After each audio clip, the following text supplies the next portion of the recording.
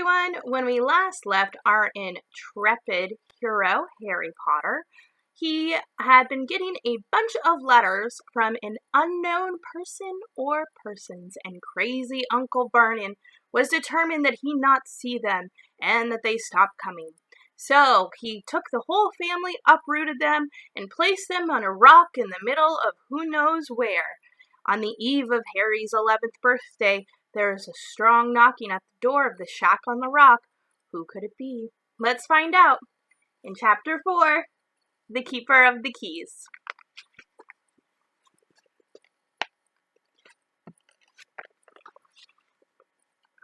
Boom! They knocked again. Dudley jerked awake. "Where's the cannon?" he said stupidly. There was a crash behind them, and Uncle Vernon came skidding into the room. He was holding a rifle in his hands. Now they knew what had been in that long, thin package he had brought with them. "Who's there?" he shouted. "I warn you, I'm armed." There was a pause, and then, smash! The door was hit with such a force that it swung clean off its hinges, and with a deafening crash landed flat on the floor. A giant of a man was standing in the doorway. His face was almost completely hidden by a long, shaggy mane of hair and a wild, tangled beard, but you could make out his eyes, glinting like black beetles under all the hair. The giant squeezed his way into the hut, stooping so that his head just brushed the ceiling. He bent down, picked up the door, and fitted it easily back onto its frame. The noise of the storm outside dropped a little. He turned to look at them all. "Gonna make a couple tea." Wow, what is that voice? Okay. "Couldn't make us a cup of tea, could ya? It's not been an easy journey." He strode over to the sofa where Dudley sat frozen with fear. "Budge up, you great lump," said the stranger. Dudley squeaked and ran to hide behind his mother, who was crouching terrified behind Uncle Vernon. "And here's Harry," said the giant. Harry looked up into the fierce, wild, shadowy face and saw the beetle eyes were crinkled in a smile. "Last time I saw ya, you was only a baby," said the giant. "You look a lot like your dad, but you got your mum's eyes." Uncle Vernon made a funny, raspy noise. "I demand that you leave at once, sir," he said. "You are breaking and entering." "Ah, shut up, Dursley, you great prune," said the giant. He reached over the back of the sofa, jerked the gun out of Uncle Vernon's hands, bent it into a knot as easily as if it had been made of rubber, and threw it into a corner of the room. Uncle Vernon made another funny noise, like a mouse being trodden on. "Anyway, Harry," said the giant, turning his back on the Dursleys, "a very happy birthday to ya. Got you something for ya here. I might have sat on it at some point, but it'll taste all right." From an inside pocket of his black overcoat, he pulled a slightly squashed box. He opened it with trembling fingers. Inside was a large, sticky chocolate cake with "Happy Birthday, Harry" written on it in green icing. Harry looked up at the giant. He meant to say thank you, but the words got lost on the way to his mouth, and what he said instead was, "Who are you?" The giant chuckled. "True, I haven't introduced myself. Rubius Hagrid, keeper of the keys and grounds at Hogwarts." He held out an enormous hand and shook Harry's whole arm. "What about that tea then, eh?" he said, rubbing his hands together. "I'd not stayed no ter summat stranger if you've got it in mind." His eyes fell on the empty grate with the shriveled chip bags in it, and he snorted. He bent down over the fireplace. They couldn't see what he was doing, but when he drew back a second later, there was a roaring fire there. It filled the whole damp hut with flickering light, and Harry felt the warmth wash over him as though he'd sunk into a hot bath. The giant sat back down on the sofa, which sagged under his weight, and began taking all sorts of things out of the pockets of his coat. A copper kettle, a squashy package of sausages, a poker, a teapot, several chipped mugs, and a bottle of some amber liquid that he took a swig from before starting to make tea. Soon the hut was full of the sound and smell of sizzling sausage. Nobody said a thing while the giant was working, but as he slid the first 6 fat, juicy, slightly burnt sausages from his pocket, Dudley fidgeted a little. Uncle Vernon said sharply, "Don't touch anything he gives you, Dudley." The giant chuckled darkly. "You're a great puddin' of a son, don't need fattening any more, Dursley. Don't worry." He passed the sausages to Harry, who was so hungry he had never tasted anything so wonderful, but he still couldn't take his eyes off the giant. Finally, as no one seemed about to explain anything, he said, "I'm sorry, but I still don't really know who you are." The giant took a gulp of tea and wiped his mouth with the back of his hand. "Call me Hagrid," he said. "Everyone does. And like I told ya, I'm keeper of the keys at Hogwarts. You'll know all about Hogwarts, of course."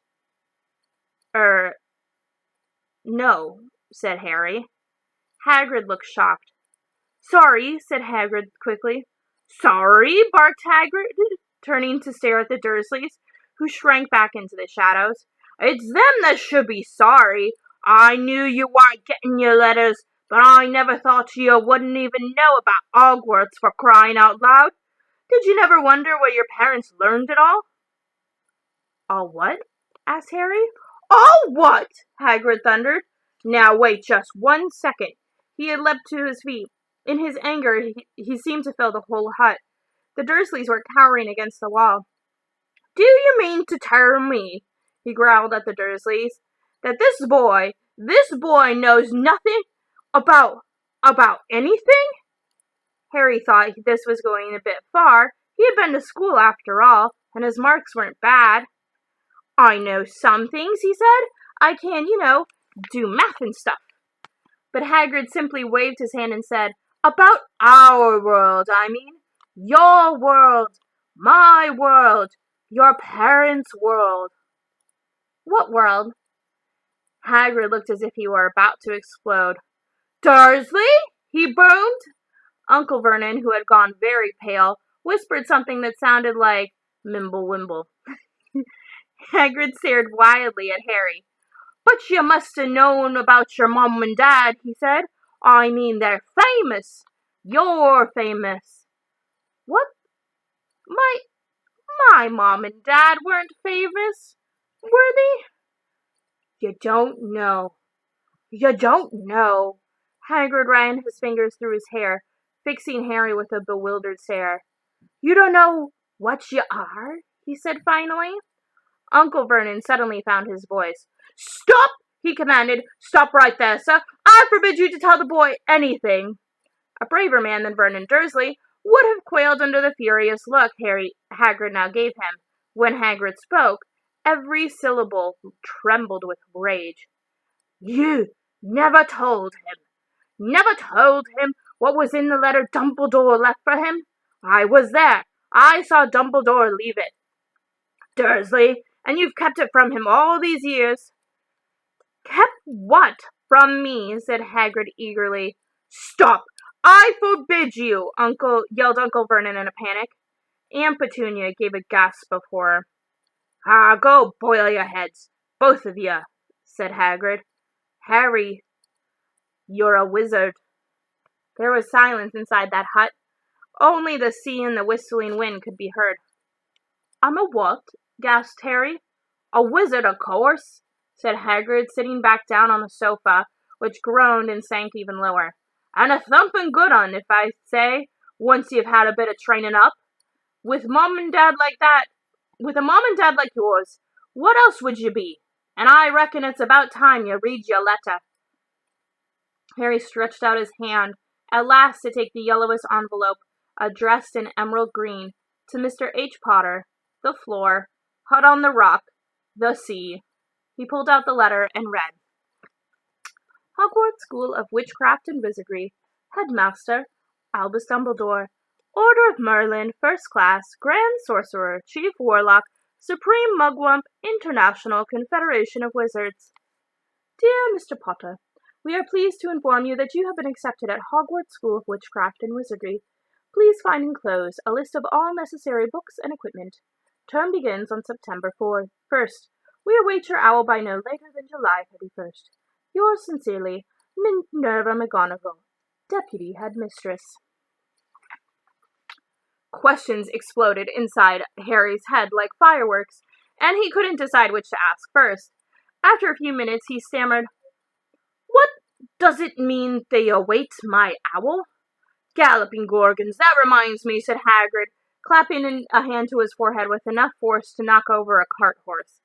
And from yet another pocket inside his overcoat, he pulled out an owl, a real, live, rather ruffled-looking owl, a long quill, and a roll of parchment. With his tongue between his teeth, he scribbled a note that Harry could read upside down. "Dear Professor Dumbledore, given Harry his letter, taking him to buy his things tomorrow. Weather's horrible. Hope you are well. Hagrid." Hagrid rolled up the note, gave it to the owl, which clamped it in its beak, went to the door, and threw the owl out into the storm. Then he came back and sat down as though this was as normal as talking on the telephone. Harry realized his mouth was open and closed it quickly. "Where was I?" said Hagrid, but at that moment Uncle Vernon, still ashen-faced but looking very angry, moved into the firelight. "He's not going," he said. Hagrid grunted. "I'd like to see a great muggle like you stop him," he said. "A what?" said Harry, interested. "A muggle," said Harry. "It's what we call non-magic folk like them. And it's your bad luck you grew up in a family of the biggest muggles I have ever laid eyes on." "We swore when we took him in we'd put a stop to that rubbish," said Uncle Vernon. "We swore we'd stamp it out of him. Wizard indeed." "You knew," said Harry. "You knew I'm a wizard." "Knew?" shrieked Aunt Petunia suddenly. "Knew? Of course we knew. How could you not be? My dratted sister being what she was? Oh, she got that letter just like you and disappeared off to that school and came home every vacation with her pockets full of frog spawn, turning teacups into rats. I was the only one who saw her for what she was, a freak. But for my mother and father, oh no, it was Lily this and Lily that. They were so proud of having a witch in the family." She stopped, drew a deep breath, and then went ranting on. It seemed like she had been wanting to say this for years. "Then she met that Potter at school, and they left and got married and had you, and of course I knew you'd be just the same, just as strange, just as abnormal. And then, if you please, she went and got herself blown up, and we got landed with you." Harry had gone very white. As soon as he found his voice, he said, "Blown up? You told me they had died in a car crash." "Car crash?" roared Hagrid, jumping up so angrily that the Dursleys scuttled back to their corner. "How could a car crash kill Lily and James Potter? It's an outrage, a scandal. Harry Potter not knowing his own story when every kid in our world knows his name." "But why? What happened?" Harry asked urgently. The anger faded from Hagrid's face. He looked suddenly anxious. "I never expected this," he said in a low, worried voice. "I had no idea when Dumbledore told me there might be trouble getting hold of you, how much you didn't know. Oh, Harry, I don't know if I'm the right person to tell you, but someone's gotta. You can't go off to Hogwarts without not knowing." He threw a dirty look at the Dursleys. "Well, it's best you know as much as I can tell you, mind. I can't tell you everything. It's a great mystery, part of it." He sat down, stared into the fire for a few seconds, and then said, "It begins, I suppose, with a person called... But it's incredible you don't know his name. Everyone in our world knows." "Who?" "Well, I don't like saying the name if I can help it. No one does." "Why not?" "Gulping gargoyles, Harry. People are so scared. Blimey, this is difficult. See, there was this wizard who went bad. As bad as you could go. Worse than worse. His name was..." Hagrid gulped, but no words came out. Could you write it down? Harry suggested. Nah, I can't spell it. All right. Voldemort. Hagrid shuddered. Don't make me say it again. Anyways, this wizard, about 20 years ago now, started looking for followers. Got 'em too. Some of 'em were afraid. Some of 'em just wanted a bit of his powers. 'Cause he was getting himself power all right. Dark days, Harry. Didn't know who to trust. Didn't get friendly with a strange wizard or witches. Terrible things happened. He was taken over. Of course, some stood up to him, and he killed them. Horribly. One of the only safe places left was Hogwarts. Reckon Dumbledore's the only one you-know-who was afraid of. Didn't dare try taking the school. Just not then, anyway. Now your mum and dad were as good a witch and wizard as I ever knew. Head boy and girl at Hogwarts in their day. Suppose the mystery is why you-know-who never tried to get him on his side before. Probably knew they were too close to Dumbledore to want anything to do with the dark side. Hang on 1 second, friends. I gotta plug in my laptop. There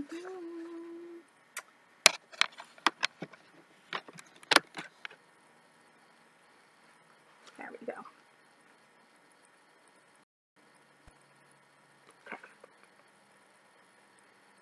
Maybe he thought he could persuade him. Maybe he just wanted them out of the way. All I know is he turned up in the village where you was all living on Halloween 10 years ago. You were just a year old. He had come to your house and Hagrid suddenly pulled a very dirty, spotted handkerchief and blew his nose with a sound like a foghorn. Sorry, he said, but it's that sad. Knew your mum and dad and the nicer people you couldn't find. Anyways, you know who killed him. You know who killed him. And this is the real mystery of the thing. He tried to kill you two. Wanted to make a clean job of it, I suppose. Or maybe he just liked killing by then. But he couldn't do it. Never wonder how you got that mark on your forehead? That was no ordinary cut. That's what you get when a powerful evil curse touches you. Took care of your mom and dad at your house even. But it didn't work on you. And that's why you're famous, arry. No one has ever lived after he decided to kill him. No one except you. And he killed some of the best witches and wizards of the age. The McKinnons, the Bones, the Pruitts, and you was only a baby. And you lived. Something very painful was going on in Harry's mind. As Hagrid's story came to a close, he saw again the blinding flash of green light, more clearly than he had ever remembered it before. And he remembered something else. For the first time in his life, a high, cold, cruel laugh. Hagrid was watching him sadly. Took you from the ruined house myself, on Dumbledore's order. Brought you to this lot. Lot of old tosh, said Uncle Vernon. Harry jumped. He'd almost forgotten that the Dursleys were there. Uncle Vernon certainly seemed to have got back to his courage. He was glaring at Hagrid and his fists were clenched. Now you listen here, boy, he snarled. I accept that there's something strange about you. Probably nothing a good beating wouldn't have cured. And as far as all this about your parents, well, they were weirdos. No denying it. And the world's better off without them, in my opinion. Asked for what they got. Getting mixed up with those wizarding types. Just what I expected. Always knew they'd come to a sticky end. But at that moment, Hagrid leapt off the sofa and drew a battered pink umbrella from inside his coat. Pointing this at Uncle Vernon, like a sword, he said, I'm warning you, Dursley. I'm warning you. One more word. In danger of being speared at the end of an umbrella by a bearded giant, Uncle Vernon's courage failed again. He flattened himself against the wall and fell silent. That's better, said Hagrid, breathing heavily and sitting back down on the sofa, which this time sagged right down to the floor. Harry, meanwhile, still had questions to ask, hundreds of them. But what happened to Sorry, I mean, you know who. Good question, Harry. Disappeared. Vanished. Same night he tried to kill you. Makes you even more famous. That's the biggest mystery, see? He was getting more and more powerful. Why'd he go? Some say he died. Codswallop, in my opinion. Don't know if he had enough human left in him to die. Some say he's still out there, biding his time. But I don't believe it. People who was on his side came back to ours. Some of 'em even came out of kind of trances. Don't reckon they could have done it if he was coming back. Most of us reckon he's still out there somewhere, but lost his powers, too weak to carry on. 'Cause something about you finished him, Harry. There was something going on that night he hadn't counted on. I don't know what it was. No one does. But something about you stumped him, all right. Hagrid looked at Harry with warmth and respect blazing in his eyes. But Harry, instead of feeling pleased and proud, felt quite sure that there had been a horrible mistake. A wizard? Him? How could it possibly be? He spent his life being clouded by Dudley and bullied by Aunt Petunia and Aunt Vernon. If he was really a wizard, why hadn't they been turned into a warty toad every time they tried to lock him in his cupboard? If he had once defeated the greatest sorcerer in the world, how come Dudley had always been able to kick him around like a football? Hagrid, he said quietly, I think you must have made a mistake. I don't think I can be a wizard. To his surprise, Hagrid chuckled. Ha ha ha!